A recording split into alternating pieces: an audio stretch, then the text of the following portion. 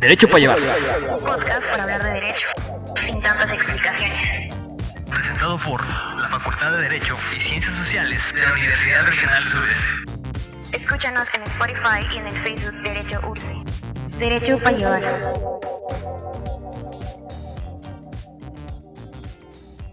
Hola, ¿cómo están? Bienvenidos a este primer episodio del podcast que se va a llamar Derecho para llevar. Este es un proyecto de la Facultad de Derecho y Ciencias Sociales de la Universidad Regional del Sureste. Yo soy Alejandro Hernández, alumno de esta facultad, y antes de comenzar con el tema de este primer episodio, quisiera contarles de qué va a tratar este espacio. Bueno, este va a ser un podcast creado por alumnos de Derecho, para otros alumnos de Derecho, para cualquiera que se interese en estudiar esta carrera, para profesionistas, o cualquier persona que esté interesada en la carrera de Derecho y los temas que la rodean. No tendremos los temas típicos que se tocan en una clase en la Facultad de Derecho. Hablaremos de temas interesantes, un poco controversiales, temas que se tocan en un pasillo de la universidad, en una plática entre dos estudiantes o entre dos abogados. ¿Por qué? Porque sabemos derecho.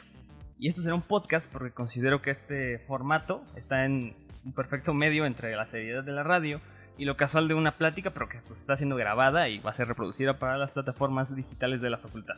¿Cómo haremos esto? Bueno, semana a semana tendremos una plática con uno de los catedráticos de nuestra universidad y nos contarán temas de la profesión con la experiencia que ellos tienen, y porque, siendo sinceros, muchas veces cuando queremos matar la clase como alumnos terminamos aprendiendo más de estas pláticas casuales con los maestros de temas relacionados a nuestra materia. Por eso, primero que nada, quiero agradecer a la primera invitada de este podcast. Será la maestra Livia Carolina Pérez Ojeda, directora de esta facultad, primero por abrir y permitir estos espacios en los que podemos aprender o transmitir conocimiento o información de manera diferente, y de eso tratará el tema de hoy. Va a ser cómo enseñamos y cómo aprendemos derecho. Bienvenida, maestra, por estar con usted. Muchas gracias por la oportunidad, por el espacio, por inaugurar este podcast. Hola, ¿cómo estamos? Bienvenidos a todos y será un placer converger con los alumnos en estos temas no aptos para no jurídicos. Sí, van a ser jurídicos, hay que aclarar, pero hablaremos más bien lo que rodea a la carrera del abogado. Trataremos de que esto sea para obtener información importante, relevante para la vida práctica, para la vida profesional, cómo aprender y cómo estudiar mejor derecho, y pues ese va a ser el tema de este primer capítulo. Bueno, para comenzar con el tema de que es aprender y enseñar derecho, ¿cómo se enseña y cómo se aprende derecho? Es claro que han cambiado estas formas de aprender y de enseñar con medios de comunicación, y también es claro que todas las carreras tienen que optimizar y tener así que herramientas diferentes para que al egresar como licenciados en Derecho verdaderamente sepamos derecho. Por eso quiero empezar pidiéndole que nos cuente su experiencia, qué particularidades tiene aprender y enseñar nuestra carrera de licenciados en Derecho. Bueno, primeramente, en un afán relajado, debemos entender que nosotros formamos parte de una sociedad y que obviamente desde el inicio de las sociedades como tal era necesario establecer leyes y reglas, ¿no?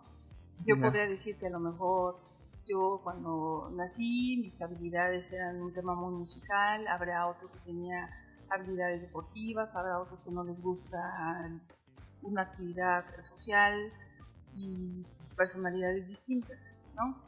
Cada actividad o cada don que puedas tener, no siempre tienes la misma disciplina en cuanto a la forma en cómo te educas y en la forma en cómo la generas.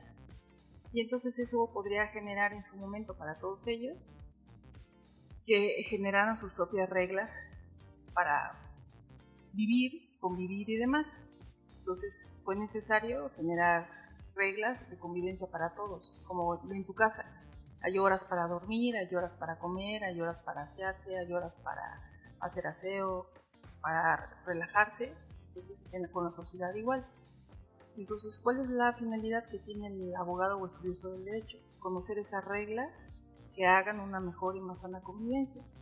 Al que le gusta la abogacía, al que le gusta el derecho, por regla general es una persona que desde joven sentía amor por las reglas, por las normas o porque efectivamente hiciera una justicia dentro de su vida o dentro de su comportamiento, ¿no?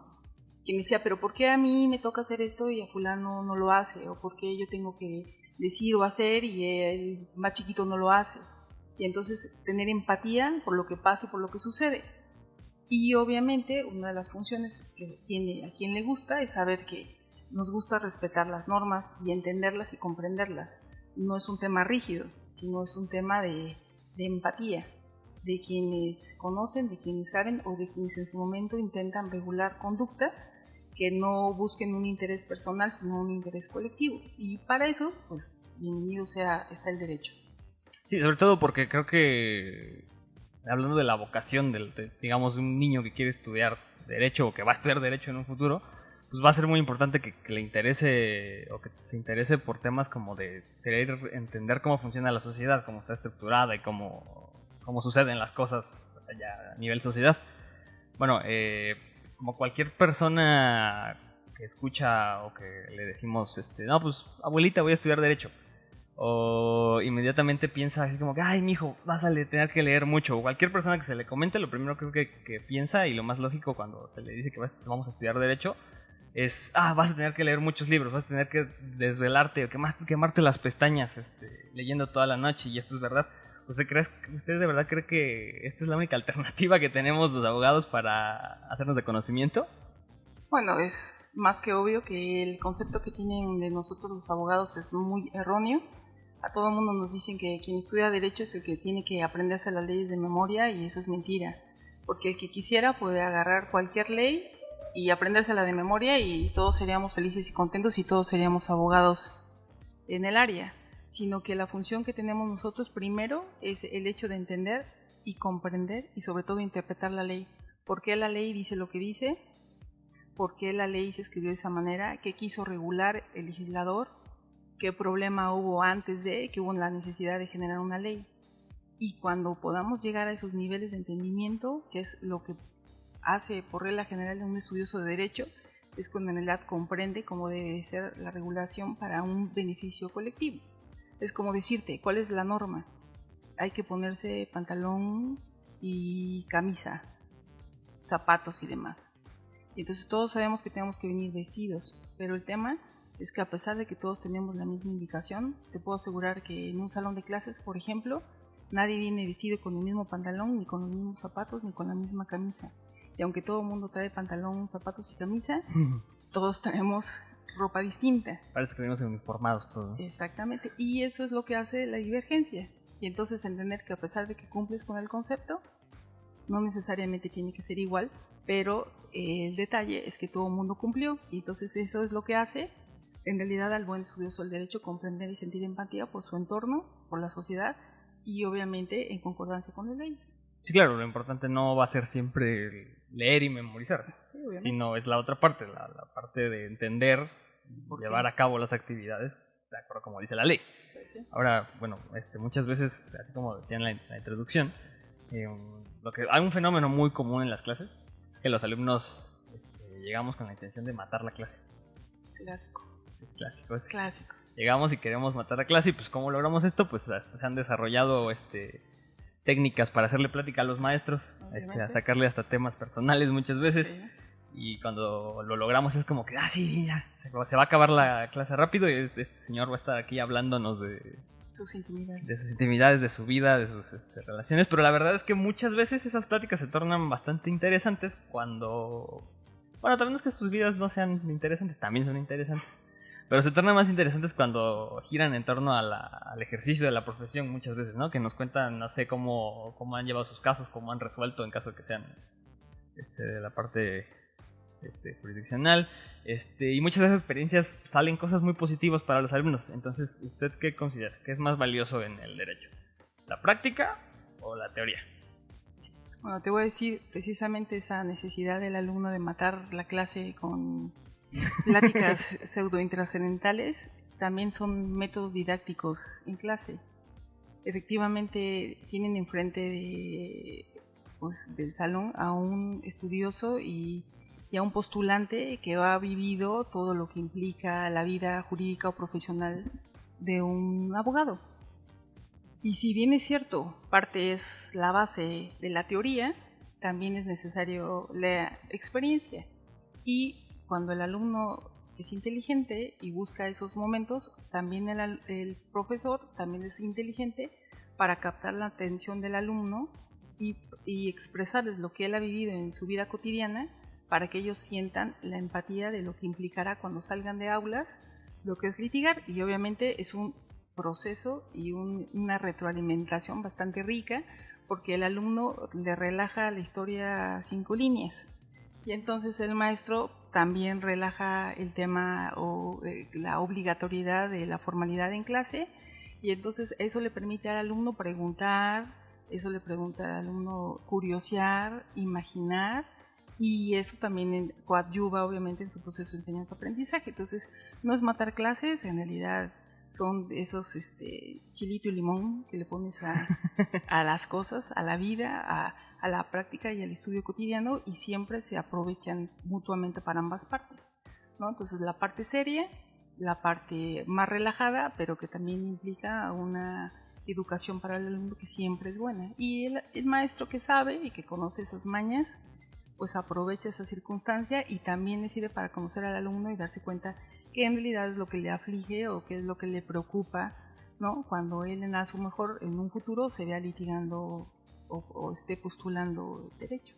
Sí, por ejemplo, de repente parecería raro que un maestro nos venga aquí a contar toda su vida y a desahogar sus problemas, pero sí tiene razón, muchas veces lo hacen como método para relajar esa tensión alumno maestro que a veces nos termina estresando de más, ¿no? Pues sí, exactamente, y eso es bueno. A veces sí necesitamos esos 5 minutos, 10 minutos, 20 minutos de relax, y ya el alumno muchas veces después de este tipo de prácticas sale mucho más relajado y con mucha más motivación para preguntar y se interesa más en clase. Entonces también son muy buenos métodos de enseñanza, aunque parezca que están perdiendo el tiempo. Ahora, bueno, continuando con el tema, he sabido que tendencia actual de todo el derecho es mudarse a la oralidad en todas las materias. Y, por ejemplo, sería muy interesante que nos contara qué actividades complementarias, además de, obviamente, asistir a todas las clases, estudiar, aprobar los exámenes, qué actividades complementarias cree que deberían practicarse para adoptar correctamente estos sistemas orales. Bueno, una de las cosas que se implementan en la universidad es que se busque que los alumnos en sus exámenes ordinarios sean orales. Sí. Es mucha presión, pero les ayuda mucho a forjar el carácter, porque tienen que estar hablando y lo que tienen que decir que tenga sustancia y contenido, ¿no? También se hacen concursos de oratoria, ¿no? Primeros semestres son los que por regla general más participan, que son los que más lo necesitan, y pues obviamente las prácticas que se hacen en el aula de juicios orales, y en clase cotidiana por regla general pues son clases verbales donde el alumno participa y va ayudando, pero sí reconozco que muchos de los alumnos, todos pasamos por lo mismo. El alzar la mano era el trauma más grande que pudiera sufrir un alumno, porque siempre tiene miedo a que lo que diga pues sea alguna aberración, y entonces limitan sus que comentarios. Habitualmente sí lo es. Sí. No, pero limitan sus comentarios, y ya hay veces que muchos se dan cuenta que cuando no contestan ni alguien contesta, lo dicen, ay, sí, eso iba a decir y sí era cierto, ¿no? Entonces también eso es pues les sirve como motivación para la próxima animarse a alzar la mano, y quien practica el ejercicio de alzar la mano y contestar, poco a poco se le va quitando también ese miedito a preguntar, a cuestionar, a argumentar, que son las cuestiones que le van ayudando al alumno para su formación profesional ya cuando necesite litigar. Sí, sobre todo que creo que más que el miedo o temor a la crítica del maestro, no alzamos la mano por temor a los compañeros. Pues o sea, lo que tenemos miedo es que nos digan, mira qué burro. O alguna cosa así. Entonces, por ejemplo, ¿usted estaría de acuerdo con que además de lo que se practica en clase, además de las clases específicas de materias orales, no sé, se practicara algún tipo de curso de extra de oratoria, o se buscara alguna actividad de estas? Obviamente que sí es necesario, y claro que por supuesto que sirve, pero a veces no siempre el alumno se siente con el ánimo de realizar actividades extraescolares, que son geniales, pero sí hay cursos, sí hay actividades que se realizan, y lo lindito sería que participara el 100% de la población estudiantil, pero el interés minimiza, ¿no? En las redes siempre ayudan a distraer al alumno, y a veces lo que quiere el alumno es acortar clases, terminar rápido sus actividades, ¿no? Para dedicarse a su vida social o su vida vía internet. Sí, bueno, en este sentido estaría padre que también si quisieran participar, que se animen, que vengan aquí a platicar con otro maestro. Exactamente. Sería un buen ejercicio para esta oralidad, ¿no? Sí, sí. Okay. Bueno, como directora de nuestra facultad, pues, está diariamente en contacto con alumnos y con maestros. Todos los días y atienden nuestros problemas y aquí me imagino que hasta le han venido a llorar, cosas de ese estilo. Hay de todo en esta línea. Ok, de ese contacto con alumnos y con maestros, ¿qué aprende día con día? ¿Qué es lo más relevante para usted que se lleva de alumnos y de maestros? Bueno, a quienes nos gusta el derecho y ya le agregamos la docencia, estamos conscientes de que este es un tema social, humanista. La carrera es una carrera 100% humanista. Y obviamente convivimos con seres humanos, ¿no? Y todos tienen vidas propias con experiencias propias, ¿no? Formas de pensar y formas de ser. Nosotros todo el tiempo como abogados tenemos que convivir con infinidad de personalidades, caracteres, ¿no? Ideologías y te enseñan a ser empática, ¿no? El alumno que se estresa, el alumno que se enoja, el alumno que se conflictúa, el alumno que siente que su mundo ya se acabó, ¿no? Y entonces todas esas cosas te ayudan. El alumno que se pelea con el maestro, o que se pelea con los alumnos, o que no se encuentra, o que siente que todo se le complica, o los que sienten que el derecho sí es lo suyo y tienen mucha actitud. Obviamente todas esas cosas te ayudan y te contagian. Y de quienes son maestros, pues ni se diga también, ¿no? Siempre cuando hay pláticas entre compañeros, nunca falta el que tiene alguna nueva tendencia en el proceso de enseñanza-aprendizaje que tú la adoptas, o de problemas que tienen con alumnos y cómo lo resuelven y también lo aprovechas, o de experiencias en su ámbito jurídico especializado y que desconoces y que te empapa de conocimiento y que sin querer pues te estás adecuando y actualizando todos los días. Entonces siempre aprende uno de todos, para bien o para mal, ¿no? Y eso obviamente te ayuda y te fortalece. Entonces igual uno como litigante tienes un cliente, su perspectiva y la entiendes y la comprendes, no la juzgas, pero la comprendes, ¿no? De quien te consulta algo, de la materia que sea y su punto de vista y lo entiendes, ¿no? De que algunos influyen temas jurídicos, religiosos, familiares, ¿no? Cada quien tiene su sesgo especial y entiendes y comprendes, y entonces te vuelve más empática. No son temas de rigorismo, sino entiendes que aunque exista una ley, aunque existan reglamentos, aunque sí exista normatividad, puedes aportar cosas positivas o te pueden aportar cosas positivas, y que la ley en estos casos también es flexible como en la vida cotidiana y pues te ayuda y te fortalece como a todos, ¿no? Sí, por ejemplo, ahorita decía algo muy importante sobre la empatía.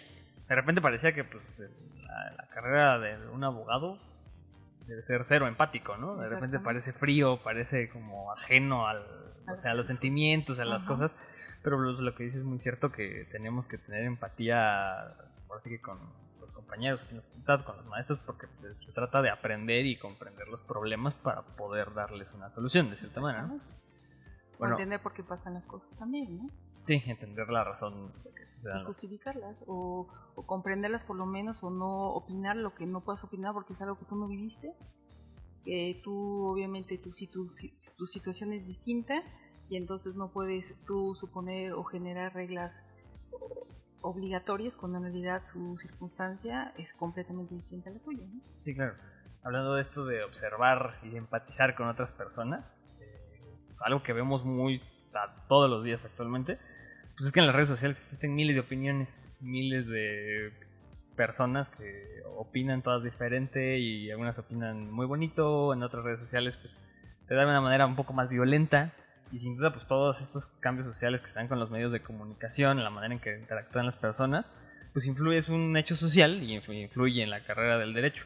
Entonces, ¿cómo adaptamos el derecho y su enseñanza a estos cambios? ¿Cómo le hacemos para mantenernos actuales en esos conocimientos?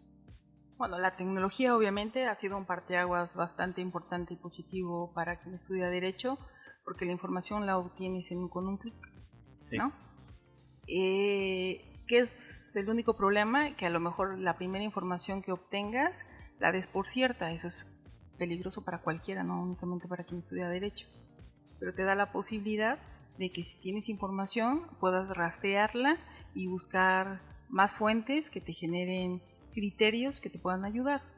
¿Qué es lo que hemos notado muchos? Efectivamente, como bien lo dices, es que cuando hay comentarios es la primera idea que surge de tu cabeza sin investigación, ¿no? Entonces ya nos sentimos especialistas en el área y nos sentimos con el derecho de opinar sin tener conocimiento de causa. Entonces eso nos resulta peligroso porque no investigamos más allá, damos por cierto una cosa sin probar lo que dice la otra parte o la opinión de la otra parte o por qué alguien reacciona de una manera u otra, ¿no? Como ejemplo, ¿no? Si tú vieras a una persona, a un señor en la calle que está golpeando a un joven y el joven está pidiendo auxilio a gritos porque obviamente está siendo golpeado salvajemente, tu primera impresión ¿cuál sería? ¿Defender a quién? ¿Al señor o al joven? Creo que la primera reacción actualmente sería sacar el celular y empezar a grabar. Bueno, pero en términos generales, si hubieras que en términos generales, pues quizá defender al que está siendo golpeado, ¿no? Pues sería lo más lógico, ¿verdad? Pues es la víctima el que está siendo lesionado, ¿no? Sí. Esa es la impresión. Entonces, cuando tú te acercas y obviamente preguntas, oiga, señor, deje estarlo golpeando, ¿qué le pasa? Y te enteras que el señor está enojado porque ese joven al que están golpeando acaba de entrar a su casa con la intención de robar, que a lo mejor mató al perro y que lesionó pobrecito a su hijo, estoy de acuerdo, ¿no? Que lesionó a su hijo y asustó a su esposa. Tu percepción cambia radicalmente. Si tu intención era ir a defender al joven, en ese momento se te olvidó, o sea, sí, cambió 180 grados. Y entonces, a lo mejor no vas a golpear al joven, ¿no? Pero a lo mejor vas a ayudar al señor y vas a decirle, a ver, yo lo detengo, llame a la policía y este cuate no se va a salir con la suya. Pero el detalle es investigación, información. Entonces, cuando investigas, la primera impresión no es la real, sino después de un trabajo de investigación. Y el problema es que no todo el mundo tiene esa habilidad de investigar, sino dar por hecho la primera información que obtiene, y entonces es lo que da pauta a tanto bipolarismo en comentarios en redes. Entonces si alguien no opina lo que tú opinas, ya se armó la de Caín, pues, ¿no? Sí, estaría muy curioso ver, por ejemplo, en un comentario de un video casi como el que comenta de alguien golpeando a otra persona, pues que alguien citara ahí en APA su fuente con la que está sosteniendo lo que está diciendo, pero sí, son comentarios calientes, son comentarios de primer momento, ¿no? Y las plataformas lo permiten, pues. Sí, entonces, claro. Sí es padre porque se da cuenta de cuánta gente está pendiente de la red o de la página o lo que fuera, pero pues esa información de tan rápido de lo que surge, pues impide que en realidad estudies o investigues, y el porcentaje de quien en realidad lo hace, pues es mínimo. De repente si lees críticas o comentarios muy prudentes y muy ajustados a la realidad, pero la mayoría nos damos cuenta que no tienen conocimiento ni se dieron el tiempo de leer o estudiar o investigar antes de hacer una opinión de esa naturaleza por la trascendencia que pues obviamente tiene, ¿no? Sí, porque siempre, claro, hablando como alumnos, creo que deberíamos preferir siempre, no sé, Jurídicas UNAM a monografías.com, ¿no? Pues obviamente, para tener una opinión ahí más fundada. Por ejemplo, de toda la información que nada por ahí en redes sociales, en internet, vamos a acceder a información muy seria, ¿no? En este caso, por ejemplo, su materia es la materia fiscal, por ejemplo. Y pues hay infinidad de informaciones. La materia que considero de las más complicadas, que nos hace sufrir un poquito a todos. Por ejemplo, para usted, ¿cómo sería su clase ideal de Derecho Fiscal? Es la clase que nos da por acá. Buen punto. ¿Cómo sería la clase ideal? ¿Qué harían los alumnos? ¿Cómo la llevaría usted? Así. Bueno, primeramente, cuando tú dices fiscal, es una materia muy técnica. Sí. Muy técnica. Y obviamente es una materia que cambia constantemente, pues cada año en términos generales, sus lineamientos, sobre todo los impositivos. Sí. Y la cuestión aquí es que el alumno sepa la razón por la cual existe el derecho fiscal, ¿no? Entonces, da la casualidad que cuando nosotros nacimos, el sistema ya existía. Y lo que nosotros hacemos es seguir con lo que ya existe y darle continuidad, pero nadie nos explicó cuando nacimos ni cuando crecimos por qué debía de ser el sistema así o por qué debía de funcionar de tal o de cual manera. Y la cuestión tentativamente es muy sencilla, ¿no? Cuando se crea el sistema Estado, población en términos generales, obviamente el particular, antes de que tuviera una autoridad como tal, pues hacía lo que quería. Y a lo mejor establecieron reglas de comportamiento y todos funcionaba muy bien, pero hubo un momento en que algunos no cumplieron con lo que establecía la ley. Y como no cumplían y hacían lo que querían, y como todos estaban en igualdad de circunstancias, eso generó en automático pues que hubiera necesidad de crear una autoridad que les pusiera un hasta aquí a aquellos que no estaban cumpliendo con lo que marcaba o lo que ellos mismos habían establecido. Entonces le dan la potestad a alguien que para ellos consideraban era quien tenía la capacidad, el liderazgo y el don para poder dejarse mandar por él, o en su caso obedecerlo. Así es como, por decirlo así, a grosso modo, se crea el Estado. Pero el Estado, como debía de dejar de pensar en él para pensar en los demás, en el beneficio de los demás, entonces los demás que no quisieron ser Estado o funcionarios, servidores públicos, para ser más idónea a la palabra, entonces dijo, ok, está bien, yo me encargo de procurar el bienestar de los demás y ustedes que se van a dedicar a hacer sus vidas, contribuyan con la noble causa. Entonces, en vez de tú poner tu tiempo, lo que hacías era dar dinero. Entonces contribuías, contribución. Sí. Y entonces se establece como una obligación para todos los ciudadanos que viven en un lugar, como en tu casa, o sea, tú vives en tu casa, entonces pues tú contribuyes también, o sea, no darás dinero porque no tienes, pero pones tu cama, lavas tu ropa, te encargas de barrer el patio, fines de semana lavar los baños, no sé, lo que tengas que contribuir. A lo mejor el papá trabaja y la mamá trabaja y contribuyen económicamente, y los chiquillos a lo mejor van al mandado, hacen alguna cosa, pero contribuyen, o por lo menos tienen limpios sus zapatitos, guardan su ropa, cosas de esa naturaleza. Entonces, con el derecho fiscal es exactamente igual. Sí es cierto que es muy técnico, pero cuando ellos entienden que el Estado no te cobra porque no tiene que hacer, sino que tentativamente lo hace porque con ese dinero ayuda y beneficia a toda la comunidad, sería más fácil.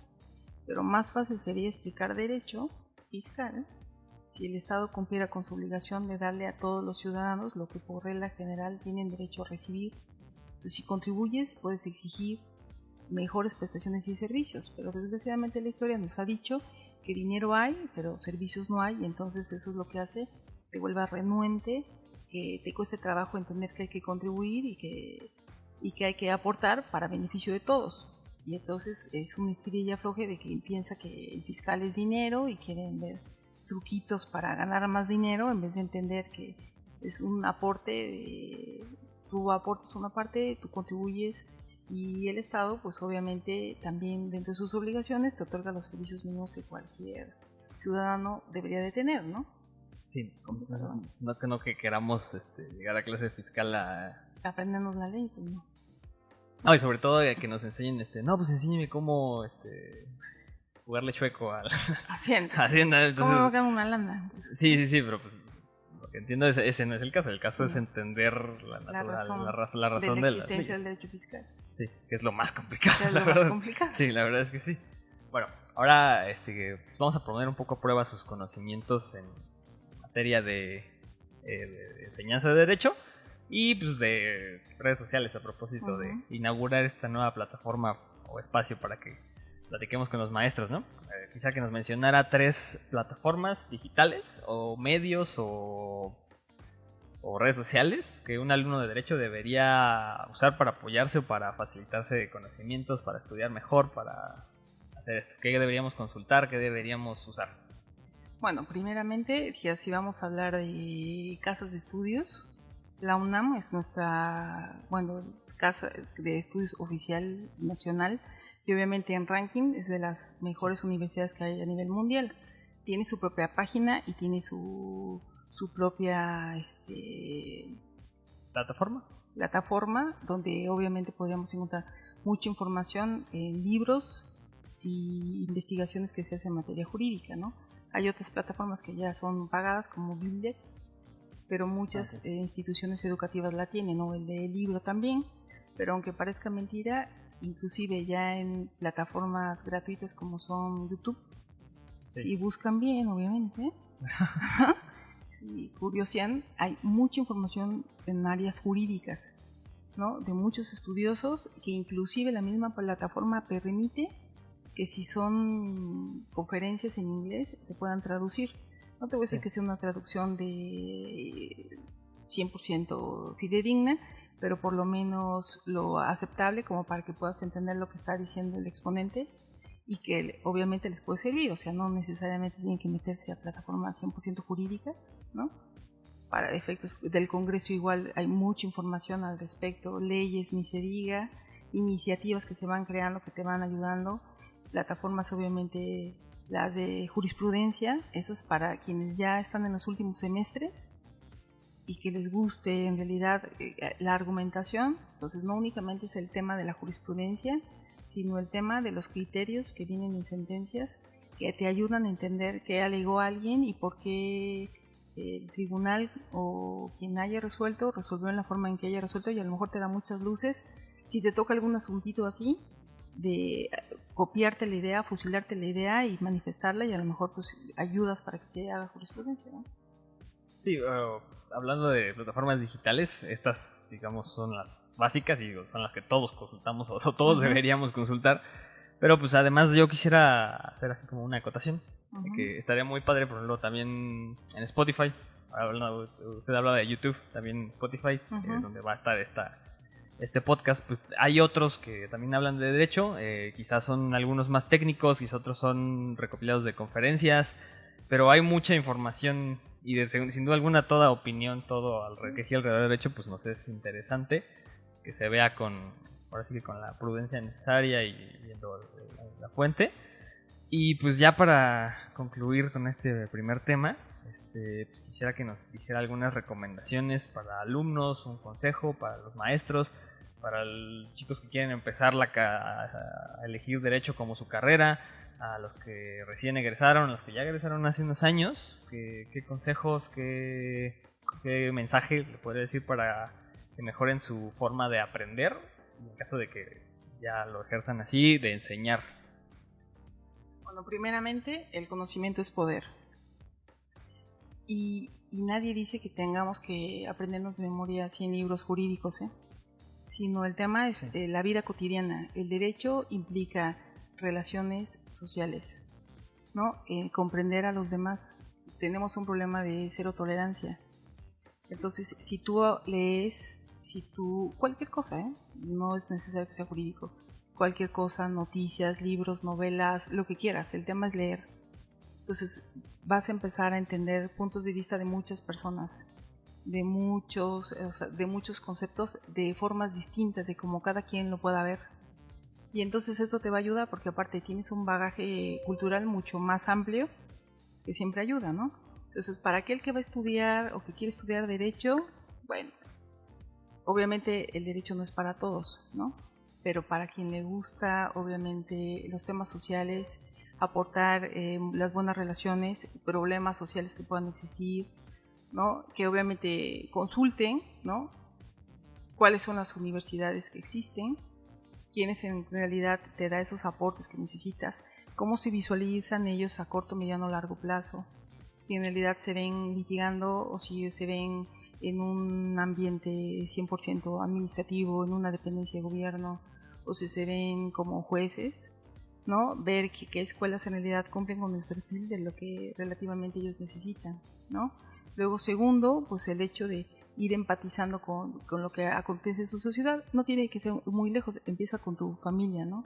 Primero entender por qué tu papá a lo mejor es como es, o tu hermana, de acuerdo a su perspectiva, ¿no? A lo mejor algunos son más fiesteros, otros son más serios, y en vez de criticar, entender por qué lo son, ¿no? Que es el hecho de sentir empatía, ¿no? Para quienes están estudiando, pues obviamente pues que no claudiquen, esto no es de la noche a la mañana, ¿no? Sí. Es de estar estudiando, estar leyendo, lo que sea, pero leer, y obviamente pues si ya tienen un parámetro de materias que hay que estudiar, leerlas y comentar. O sea, muchas veces creen que el derecho es de egoístas y no es cierto. Mientras más compartas información, te relaciones con tus compañeros, hagan tardecitas de café hablando sobre las clases.